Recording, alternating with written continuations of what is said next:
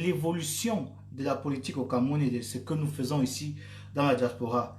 Alors, ce mercredi, c'est un mercredi spécial, c'est un mercredi particulier parce que déjà, nous avons amorcé le premier ombrage qui était celui de la révolution.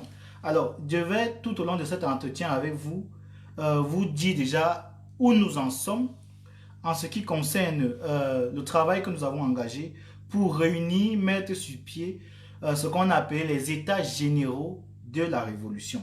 Alors, tout au long de ce live aussi, je vais donner la possibilité à chacun et chacune de prendre la parole à tour de rôle pour dire pour lui ou pour elle quel est le prix de la liberté.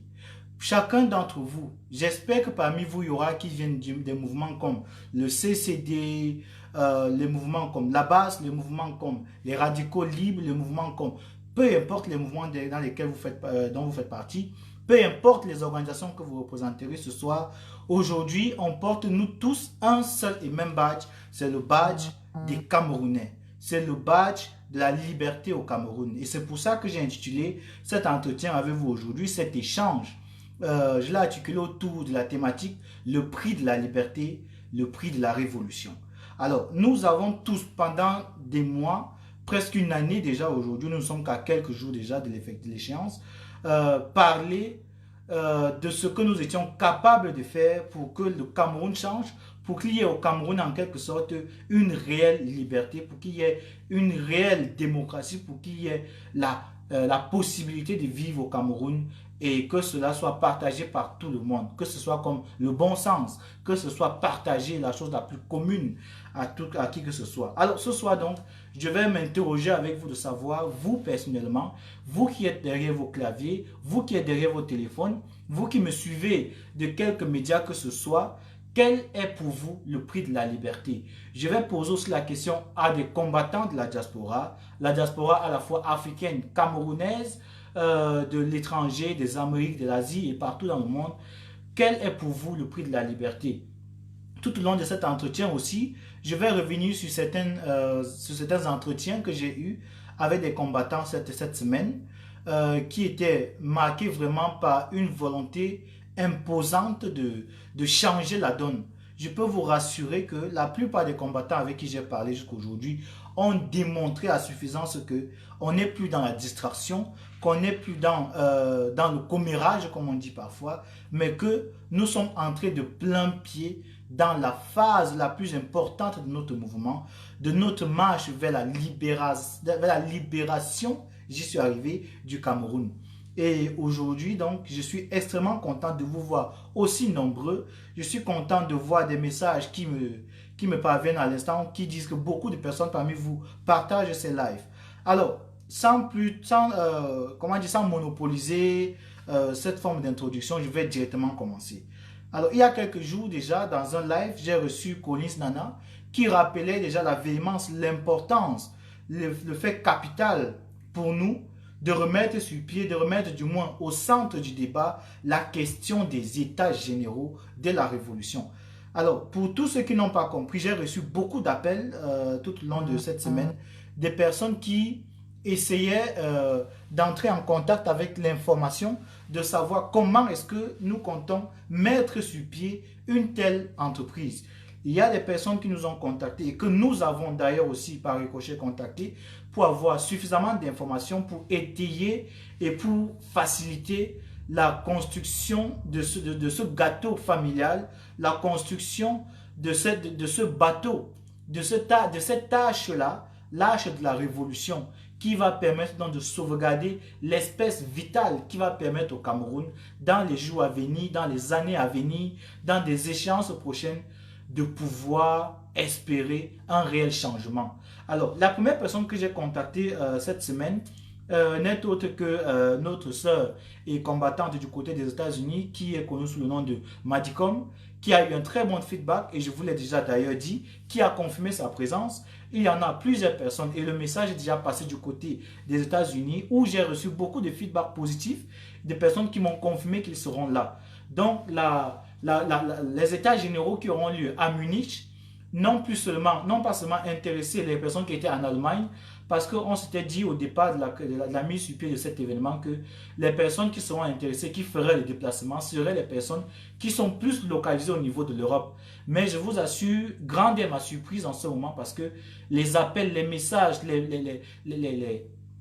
comment dire, les messages de soutien sont tellement intéressants, sont tellement motivants parce qu'au départ, je me suis posé la question même de savoir est-ce que j'ai les épaules, est-ce que Collins Nana, est-ce que moi, nous qui avons mis ce mouvement sur pied, est-ce que nous aurons les épaules assez fortes pour pouvoir soutenir, pour pouvoir porter ce mouvement jusqu'à bon terme. Et vous savez que dans l'organisation d'un événement d'une telle envergure, parce que je vous rappelle que c'est la toute première fois, la seconde fois d'ailleurs que tous les membres de la révolution, peu importe les cieux sous lesquels ils sont, vont se réunir. Et je suis extrêmement content parce que l'Allemagne l'Allemagne transparaît comme étant la figure qui permet vraiment de resolidariser les mouvements camerounais. Je vous rappelle que ça fait quelques mois, au début de notre mouvement, on était pratiquement rendu à la même période de l'année quand les Camerounais, les combattants soucieux, jaloux de la liberté au Cameroun, jaloux d'une quelconque expression souveraine du peuple au Cameroun, se retrouvaient déjà à Berlin pour mettre sur pied ce qu'on avait appelé la conférence de Berlin. C'était une époque extrêmement glorieuse parce que on sait que la plupart des choses qui ont été faites dans cette révolution avaient quand même déjà pris racine, c'était enraciné c'était nourri de l'énergie vitale, fondamentale que la réunion, la conférence de Berlin avait impulsé au sein de cette famille, de cette grande famille que la révolution aujourd'hui constitue. Alors, je suis extrêmement heureux de vous dire que j'ai eu un entretien avec El Chenou, qui était l'un des membres fondateurs, l'un des organisateurs de cette conférence de Berlin et qui a été longtemps reconnu comme étant le leader du mouvement de la base en Allemagne, avant que les problèmes que nous avons connus tout au long du temps, jusqu'à aujourd'hui, vous les connaissez d'ailleurs mieux que moi. J'ai causé avec El Chenou et le feedback que je vais vous donner, c'est que El Chenou m'a personnellement donné la confirmation qu'il sera présent à ces états généraux en Allemagne. Et vous devez comprendre que partant de ce postulat, il faut que je rappelle déjà que les états généraux de la révolution qui vont se tenir du côté de l'Allemagne vont se tenir sous la condition sine qua non que les combattants fassent tabula rasa de la plupart des choses la plupart de tout ce qui a nui à notre révolution jusqu'à aujourd'hui. On a compris que le vrai adversaire, c'est d'abord la libération du Cameroun, la libération de nos frères et sœurs qui sont embastillés sous une prison à ciel ouvert que nous connaissons sous le nom du Cameroun. Le régime camerounais a démontré à suffisance que s'il avait un ennemi public reconnu qui l'effrayait, de même que la plupart des personnes qui sont engagées dans la destruction des vestiges ou bien de ce qu'on appelle la citoyenneté camerounaise, ce que le gouvernement camerounais entreprend depuis près de 6 mois avec la communication camerounaise, avec les ministres camerounais, avec les journalistes camerounais et les membres de la société civile qui sont à la fois au Cameroun et dans la diaspora, ce que vous appelez sous le nom de Sardina. Bel et bien, soyez-en sûrs, chers frères camerounais, tout cela prend donc fin dès aujourd'hui. Parce que les feedbacks que j'ai eus sont extrêmement motivants. Ils amènent vraiment à être fiers d'être Camerounais. Parce que tout au long de ce procédé, nous avons eu des attaques au sein de nos mouvements et à l'extérieur de nos mouvements. J'ai d'ailleurs posté il y a quelques jours sur ma page une publication qui avait été émise par des mouvements de communicateurs camerounais qui étaient destinés à nuire intérieurement d'une façon implosive à notre mouvement. On parlait en quelque sorte donc de la reddition, de l'abandon de la lutte de El Chenou qui aurait selon eux jeté l'éponge en disant qu'il s'excuse pour avoir attaqué les ambassades. Et vous avez compris clairement qu'il n'en était rien. Au contraire, les combattants camerounais sont plus forts que jamais parce qu'on a compris réellement qui est le vrai adversaire du Cameroun. Et je vais donc profiter pour vous faire un jet de regard en arrière, quand Paul Biya tenait son discours, si on peut appeler cela discours, quand il disait que le Cameroun, la forme de l'État du Cameroun reste et restera indivisible. Vous comprenez que la seule motivation du gouvernement camerounais, la seule raison de la tenue de ce fameux discours, de ce fameux dialogue aussi, ne sont que dans le seul dessein de distraire les Camerounais afin de gagner en temps. Et nous, dans la diaspora, nous avons compris que le vrai problème du Cameroun, c'est la forme de l'État. C'est la forme de l'État parce qu'elle enlève au gouvernement central, au gouvernement concentré à Yaoundé, le peu de pouvoir qui lui permettait d'assujettir les Camerounais à bon escient. Et partant de là, nous avons donc décidé de mettre sur pied ces États généraux qui auront donc les solutions à la fois qui viendront de la France, des combattants de Paris, de la France en général, qui viendront de la Grande-Bretagne, de l'Angleterre. Je pense ici au mouvement de la base, du CCD, des représentants qui y sont, et du Code qui sont du côté de la Grande-Bretagne, qui seront des États-Unis avec la brigade anti-Salina des États-Unis, avec tous les mouvements qui sont autour des États-Unis. Donc, nous disons ici officiellement, je fais cette sortie aujourd'hui pour dire d'une façon solennelle que nous invitons tous les mouvements révolutionnaires camerounais de la diaspora à prendre part à cet entretien qui va changer d'une façon radicale le cours de la révolution camerounaise. Vous vous êtes inspiré bien entendu certainement de l'ouvrage du professeur Maurice Kamto qui était intitulé L'urgence de la pensée. Vous avez lu tellement d'ouvrages tout au long de cette résistance. Donc, on n'est plus aujourd'hui dans la lancée où on va venir encore informer les Camerounais par rapport au bien fondé d'une telle initiative. Donc, la rencontre qui aura lieu à Munich est une rencontre qui va donc réunir en son sein tous les représentants des mouvements de la diaspora. Je répète bien, tous les représentants des mouvements de la diaspora. Et soyez-en sûrs, nous avons pris des mesures de façon que les combattants camerounais de la diaspora africaine, je pense notamment à l'Afrique du Sud, je pense à la Côte d'Ivoire, et je profite aussi pour faire un clin d'œil à notre correspondant de ce côté-là, Ahmed A, qui est là-bas, pour vous dire que nous allons prendre toutes les mesures qu'il faut pour que chaque personne qui ne pourra pas faire le déplacement, mais qui sera loin du Cameroun, loin de la diaspora, loin de Munich, aura en substance l'essentiel de ce qui va être fait. On va mettre à la fin de cet entretien une charte qui aura donc pour but donc de jouer le rôle de leader de cette révolution. Vous avez bien compris ce que je dis. Je ne dis pas qu'à la fin de cet entretien à Munich, de ces états généraux, on aura un leader de la révolution. Je dis qu'on aura une charte qui va être le leader de notre révolution. Alors, la rencontre de Munich, c'est une rencontre qui va s'articuler autour des 4 principaux fondements d'un État. Ça veut dire qu'on aura un aspect politique, on aura un aspect culturel, on aura un aspect social, on aura un aspect stratégique. Je ne vais pas parler de l'aspect religieux parce que vous savez qu'on ne peut pas mettre la politique et la religion dans un même sens, dans un même cours. Ça s'appelle la sécularisation.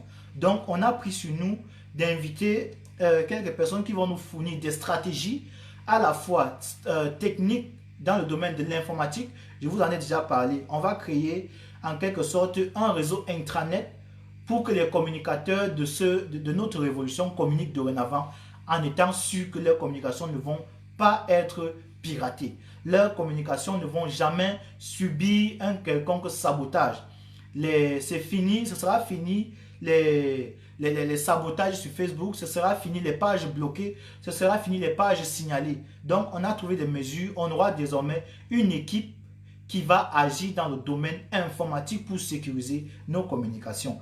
À la fin de notre entretien, nous aurons, comme je vous ai dit, cette charte-là qui va l'idée, qui va diriger le bon fonctionnement de notre mouvement. Je peux déjà d'ores et déjà vous dire, vous garantir qu'il y a des structures de la révolution qui ont été, depuis un certain moment, mises de côté, mais qui vont revenir à l'ordre du jour.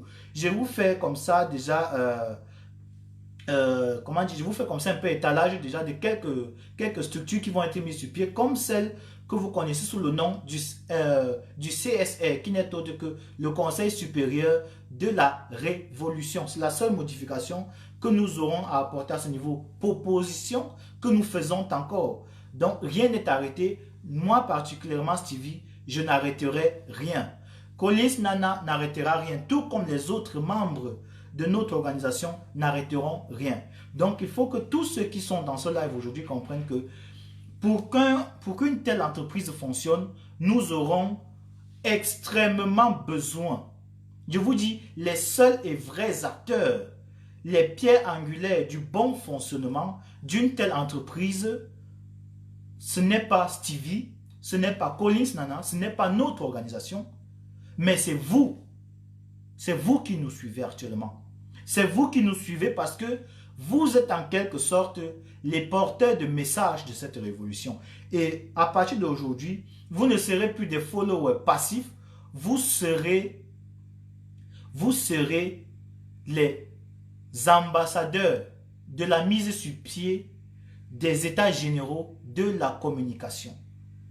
Vous serez les ambassadeurs de la mise sur pied des états généraux de la révolution.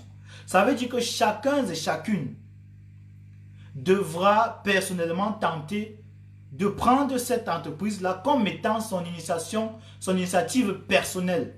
Chacun d'entre vous doit reconnaître en ce que nous mettons sur pied une action personnelle.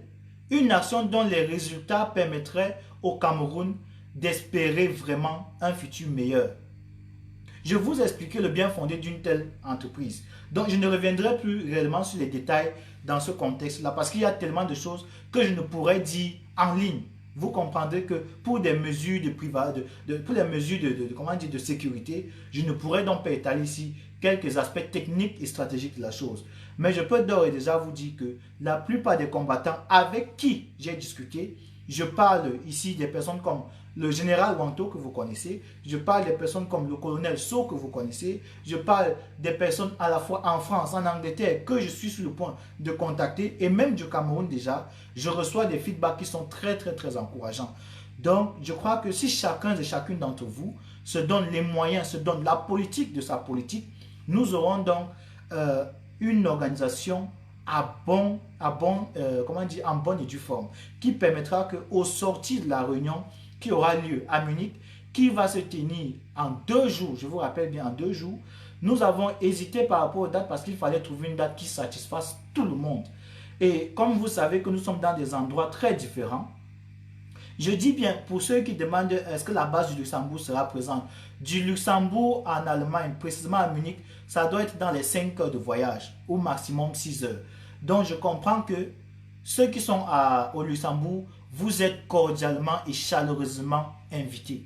Vous, tout le monde est chaleureusement invité. Mais pour des raisons de sécurité, il est important que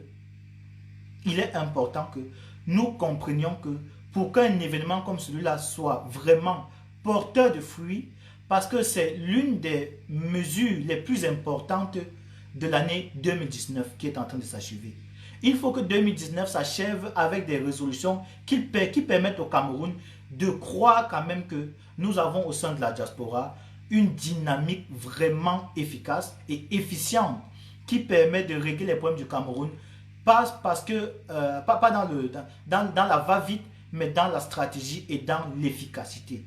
Donc pour que nous ayons des résultats, je vais vous demander solennellement à tous les combattants, à tous les désormais ambassadeurs de la mise sur pied des états généraux de la révolution, de daigner comprendre qu'il y a des mesures de sécurité qui vont être prises. Il y a des mesures de sécurité qui vont être prises pour éviter des personnes qui vont être infiltrées. Il y a des mesures de sécurité qui vont être prises pour éviter des personnes qui vont venir jouer le rôle des taupes pour prendre des informations et les relayer. Je vous rassure d'ores et déjà que pour ceux qui vont venir avec des gadgets susceptibles de pister des personnes, vous serez désagréablement surpris. Parce que en tant que communicateur, je crois que je vais mettre tout mon potentiel en jeu pour qu'aucune information stratégique de cet entretien ne fuit. Aucune information, comme on dit parfois chez les Bamileke, aucune information ne va chercher son frère. Donc nous allons vraiment prendre sur nous de traiter cette information-là, ces informations-là avec le plus de sérieux possible que nous avons. Alors, partant de là, je dis officiellement que la réunion de Munich a des préalables.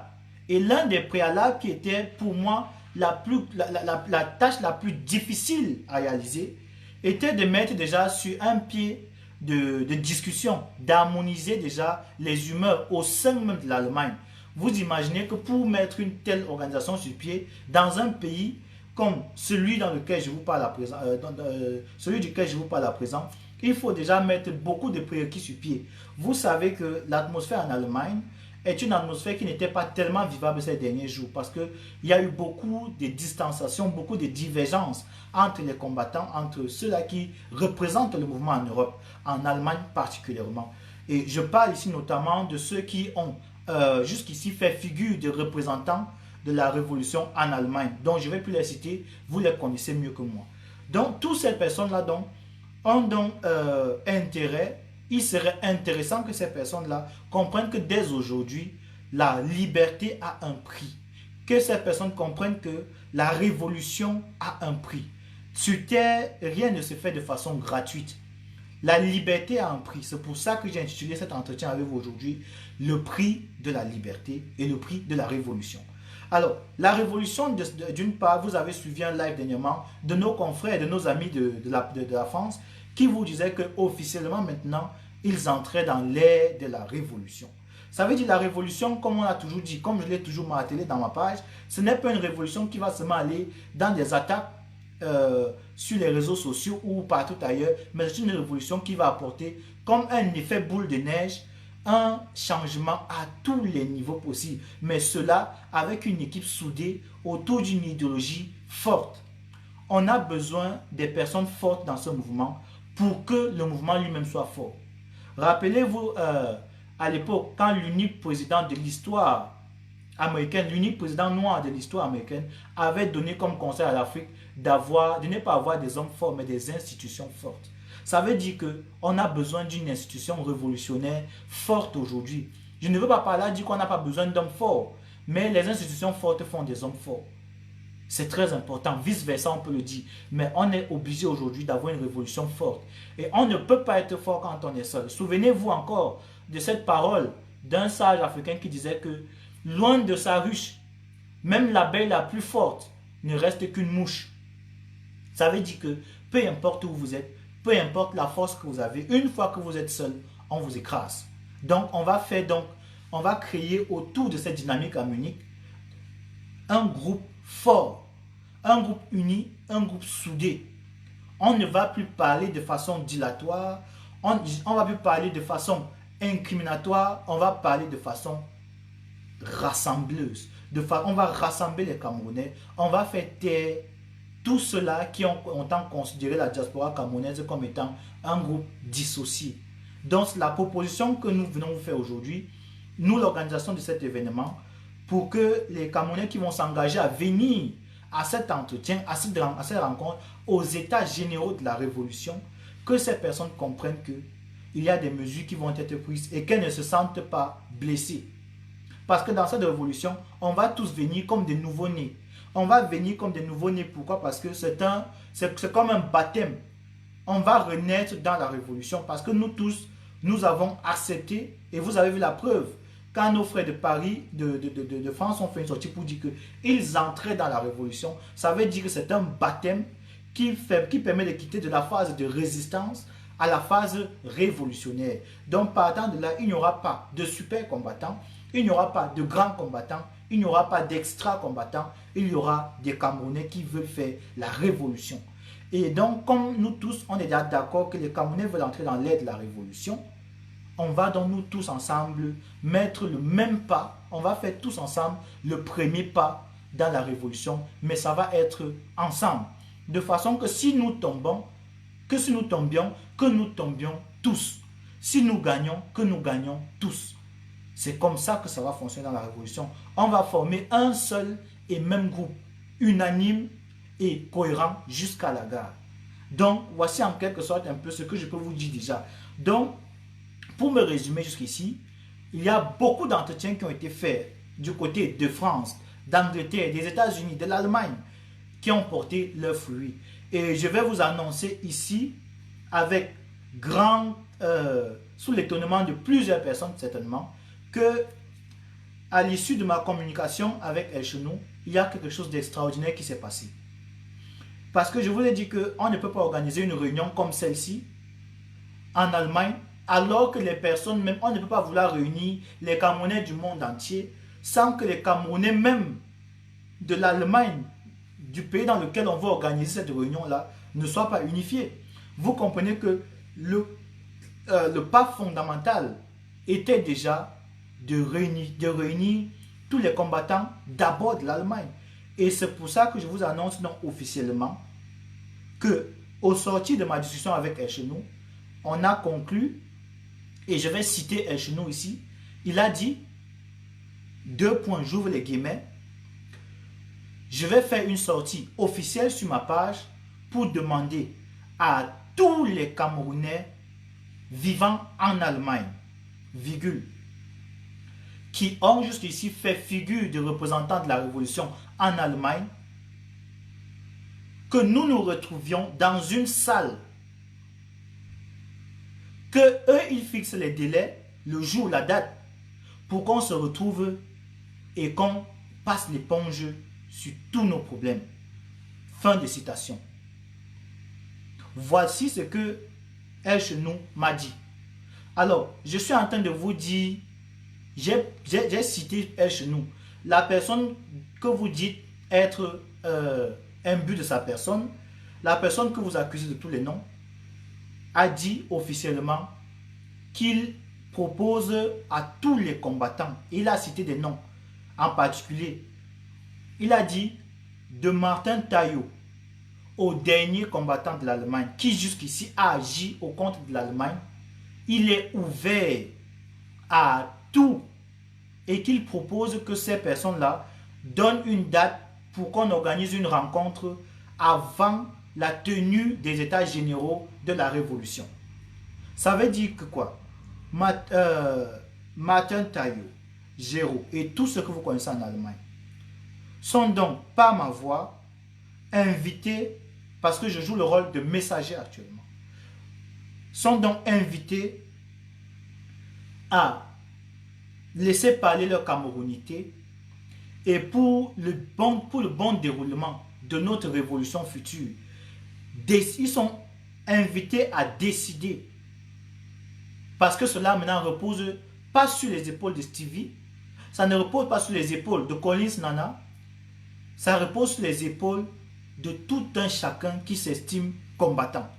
C'est le prix de la liberté, c'est le prix de la révolution. Je dis donc ici, d'une façon solennelle, que les problèmes de l'Allemagne ont la possibilité d'être résolus. Il y aura donc une pré-réunion à la réunion qui va porter le nom de États généraux de la Révolution. Ça veut dire que aujourd'hui, vous avez dans le message officiel qu'il se tiendra en Allemagne une réunion très prochainement pour que tous les combattants de l'Allemagne, et moi-même personnellement, je vais tout faire pour y être. Pour que nous, les combattants de l'Allemagne, nous passions l'éponge sur les problèmes de l'Allemagne et que comme une famille unie, nous accueillions unanimement avec la chaleur d'une famille, avec la chaleur des Camerounais que nous voulons pour le futur du Cameroun, que nous accueillions la révolution, les états généraux de la révolution. On ne peut pas être dans une famille et régler les problèmes des voisins sans nous-mêmes avoir fait nous-mêmes notre réunion pour laver le linge sale. On va organiser dans les jours prochains, je dis dans les jours prochains, on attend la proposition de date de nos autres frères de l'Allemagne pour qu'il soit tenu une date qui va donc fixer la rencontre des combattants représentant l'Allemagne. Et une fois que ceci va être fait, une fois que cela sera fait, les combattants d'Allemagne parleront d'une seule et même voix. On est en train, en d'autres termes, ce que je suis en train de vous dire, je suis en train de vous montrer les limites que le gouvernement camerounais a par rapport à nous. Nous qui sommes dans la diaspora, qui sommes aujourd'hui les policiers de la liberté au Cameroun, qui sont les gendarmes du bien-être au Cameroun, les seuls piliers sous lesquels les Camerounais vivant au Cameroun peuvent encore espérer. Nous sommes aujourd'hui en train de montrer à Paul Biya, nous sommes en train de montrer à Paul Biya et son gouvernement, on leur donne une leçon. Et la leçon principale déjà, c'est de leur montrer comment est-ce qu'on organise un dialogue. Ce que nous sommes en train de mettre sur pied, ça pourrait porter le nom du dialogue de la diaspora. On est en train de leur montrer, comme un enseignant à l'université, à l'école, au lycée, au collège, comment est-ce qu'on organise un dialogue. Donc le dialogue que nous mettons sur pied, c'est un dialogue d'abord qui passe principalement par la résolution des problèmes internes de l'Allemagne. Et une fois que ceci est fait, les membres de la révolution de l'Allemagne vont vous dire, certainement à travers un live, pour vous dire clairement que nous, désormais de l'Allemagne, on est réunis et que la révolution en Allemagne se porte bien. Une fois que cela sera fait, on va donc prendre les mesures qui s'y réfèrent pour que vous maintenant, du reste de la diaspora, vous sachiez que on vous attend d'ores et déjà donc à Munich pour la tenue donc des états généraux de la révolution. Maintenant, les questions qui apparaissent, que j'ai pu lire jusqu'à présent, parce qu'il y a beaucoup de messages, vous imaginez que je ne peux donc pas lire tous les messages, donc les peu de messages que j'ai pu lire, qui étaient des questions, disaient déjà comment y participer. Alors, pour participer à ce dialogue, il n'y a pas une formule sorcière qu'il faut mettre sur pied. Pour participer à ce dialogue, il faut déjà s'estimer camerounais, il faut déjà avoir la volonté que le Cameroun change, il faut avoir la volonté comment dire, il faut avoir l'ouverture d'esprit de comprendre que tout le monde ne peut pas avoir le même point de vue que vous. C'est l'ouverture d'esprit. Il faut être ouvert d'esprit et il faut être disposé à venir pour que tous ensemble trouvions des solutions aux problèmes camerounais. C'est de ça qu'il est question. Alors, si la première question a été répondue, la seconde question que j'ai pu lire, c'est qui sont les principales personnes invitées. La question de savoir quelles sont les principales personnes invitées, il n'y a pas, je dis à l'entente de cet entretien qu'il n'y aura pas de super combattants, il n'y aura pas d'extra combattants, il n'y aura pas de combattants plus. Nous allons faire tous ensemble notre pas dans la révolution. Ça veut dire que partant de là, les invités spéciaux, c'est vous. C'est vous les combattants de France, c'est vous les combattants d'Italie, c'est vous les combattants d'Espagne, c'est vous les combattants du Luxembourg, c'est vous les combattants d'Allemagne, c'est vous les combattants d'Angleterre, c'est vous les combattants de partout dans le monde. Tout le monde est bien entendu attendu à cette rencontre-là. Donc là, je crois que j'ai répondu à toutes vos questions. Maintenant, la communication de ce soir ne va pas être une communication qui va s'éterniser. Donc, je vais ouvrir le micro donc maintenant. S'il y a des personnes qui ont des contributions qu'elles veulent faire partager, je vais donc ouvrir le micro pour qu'elles puissent le faire dans la liberté que là le veut. Parce que j'estime qu'à cette heure-ci, il y a beaucoup qui vont partir dans d'autres pages. Peut-être qu'il y a d'autres personnes qui ont prévu des lives, qu'ils le fassent sans complication, sans problème, mais que nous ayons déjà dit ici ce que c'est que le nerf de notre problème, ce que c'est que le nerf de la révolution et les objectifs qui sont les nôtres. Donc, je vais ouvrir la caméra pour ceux-là qui veulent prendre la parole. Donc, on va être bref. Ça va dépendre du nombre de personnes qui veulent prendre la parole, le nombre de demandes. On va être bref. Plus il y a des personnes, moins de temps chacun aura pour que chacun puisse aussi exprimer son opinion sans toutefois empêcher aux autres, pour des raisons de temps et pour des raisons de temps de s'exprimer. Donc, on va attendre la première intervention. Premièrement, je continue de lire les questions et n'oubliez pas de poster vos questions comme ça que je puisse répondre. La question de savoir comment y participer, je crois que j'ai répondu. Les qui sont invités, j'ai répondu. Il y a un commentaire qui disait que arrêtez de vous entretuer entre combattants. Je ne sais pas trop le rapport avec ce que je suis en train de dire. On est en train de trouver des solutions pour que ça ne se passe pas. Cette idée vient du 237 et nous avons pour responsabilité de nous réunir. Évidemment, on a pour responsabilité de nous réunir, c'est notre devoir fondamental, mais c'est pour ça qu'il est important que nous nous asseyons autour d'une table ronde et que nous trouvions des stratégies.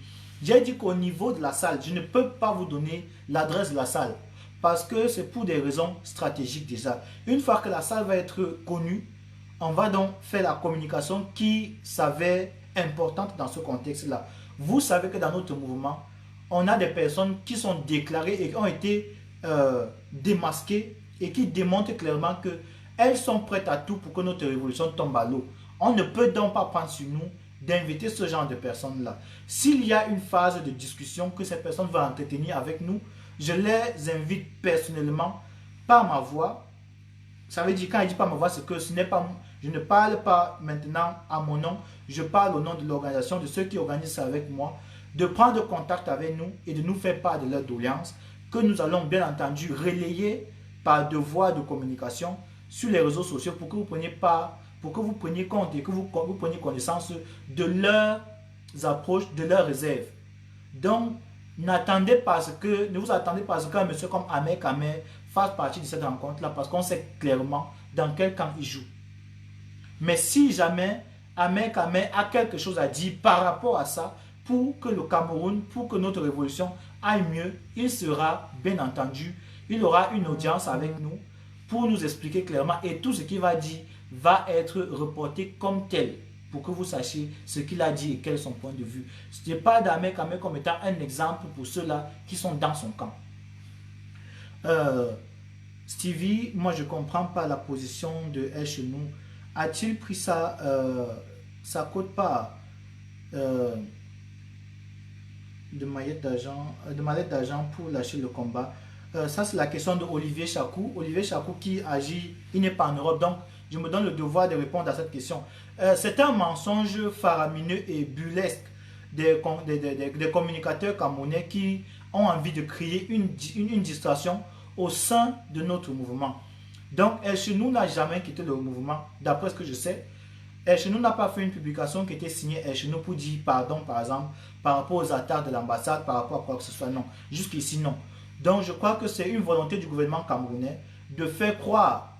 D'ailleurs, il y a une sortie qu'ils ont fait, si ce n'était pas aujourd'hui, c'était hier, pour dire clairement que même celui qu'on appelle le caporal grillé, il s'appelle Kemta, que Kemta aurait aussi abdiqué au combat. Donc ça veut dire que pour nous qui sommes à l'intérieur de cette lutte, nous savons quand même, on peut quand même se prévaloir la capacité de savoir qui est intègre et qui n'est pas intègre.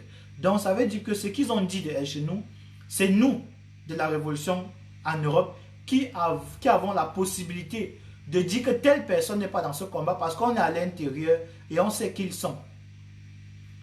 Et parce qu'on sait qui ils sont, on peut dire qu'eux, ils sont des faux combattants. Ça s'est passé par exemple avec le mouvement en France. Vous avez compris, en France, on a dit clairement qu'il y a des personnes qui n'étaient pas aptes à mener cette révolution parce qu'elles n'avaient pas les mains propres. Alors, partant de là, vous comprenez qu'il y a donc des démarches que le gouvernement camerounais veut utiliser pour distraire les Camerounais. Et plus on est distrait, plus eux, ils gagnent en temps. Ils établissent au Cameroun des moyens de mettre sur pied leur fameux dialogue-là, qui n'est autre que le rassemblement du peuple du ventre et ce que vous connaissez du RDPC.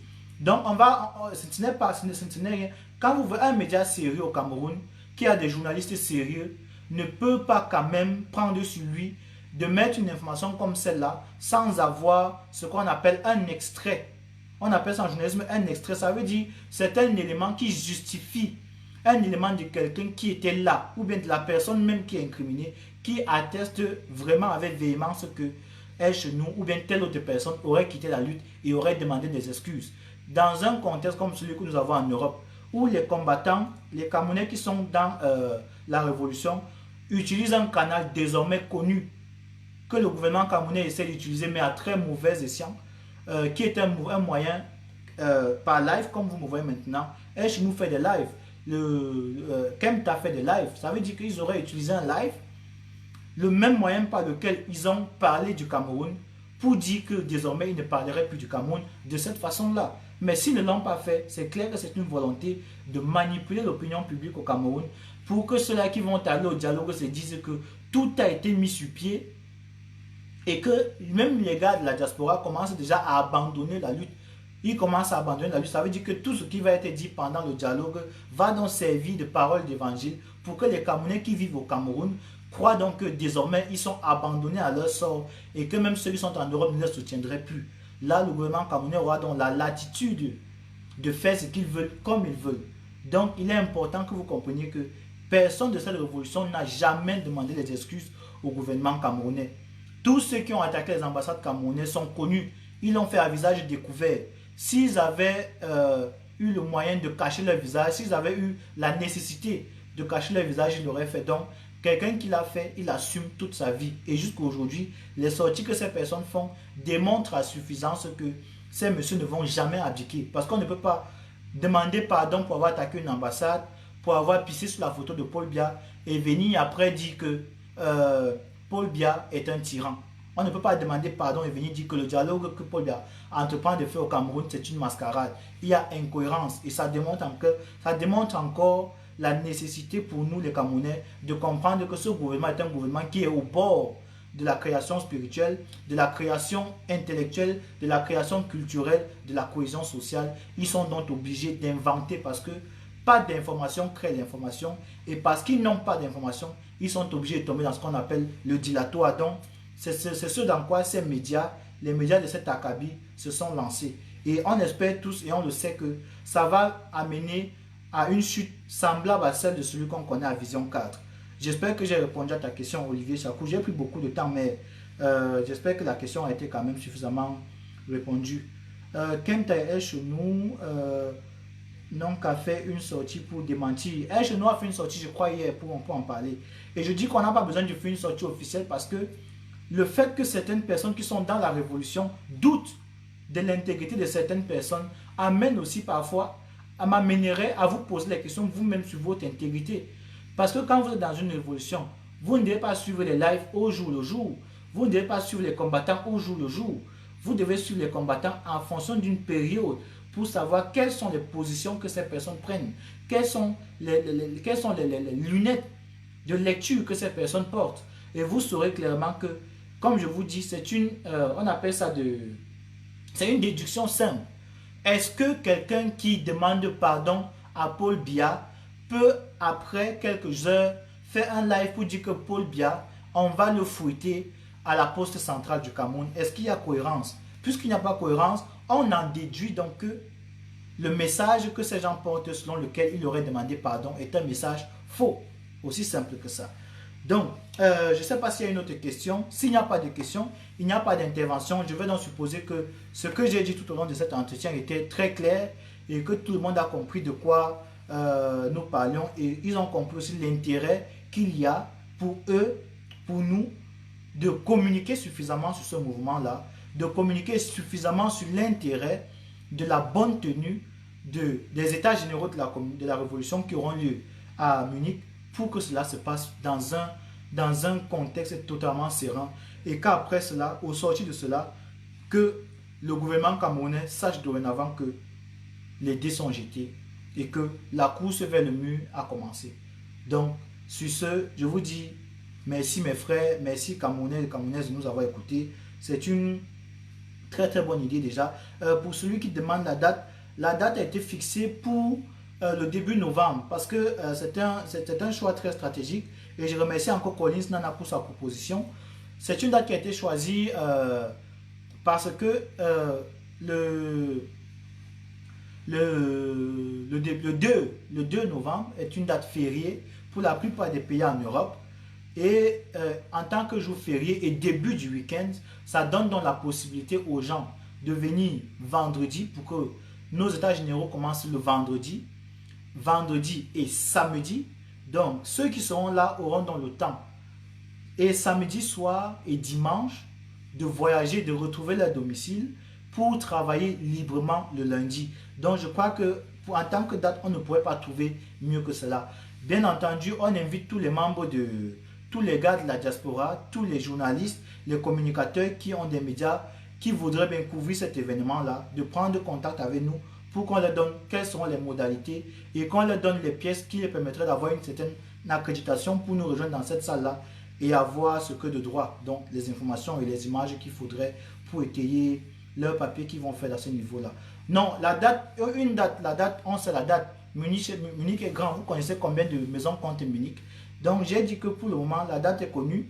Je donne la date pour que les combattants qui sont dans des continents différents, à la fois en Afrique, en Europe, en Amérique, en Asie, qui puissent préparer déjà, parce qu'on ne voyage pas n'importe comment. En Europe, il faut se renseigner sur les billets de vol, sur les vols, il faut se renseigner sur ci, il faut trouver les dates, il faut arranger ça pour le travail et tout. Donc on donne la date pour que vous compreniez déjà dans quel contexte nous allons nous retrouver et quand est-ce que cela pourrait être posé. C'est une fourchette. Maintenant, par rapport à l'adresse, tant qu'on n'a pas l'adresse, on peut partir au nord, du sud ou à l'ouest, de l'est, on ne va jamais savoir où on se trouve. Donc, je vous ai dit par rapport aux informations comme l'adresse, le moment venu, vous saurez exactement de quoi il est question. Sur ce, je vous dis au revoir. Retrouvons-nous donc dans les éditions prochaines avec plus d'informations, bien entendu. Et j'arrête ce live vraiment en espérant que chacune des personnes qui étaient présentes à ce direct, chacune des personnes qui a présenté ce direct, prend sur lui et sur elle de faire massivement publier cette information pour que la tenue en bonne et due forme de ces états généraux de la révolution à Munich soit un succès et que partant de là, on n'ait plus de guerre intestine dans notre mouvement. Donc, merci encore de m'avoir écouté. Portez-vous bien et passez une bonne soirée.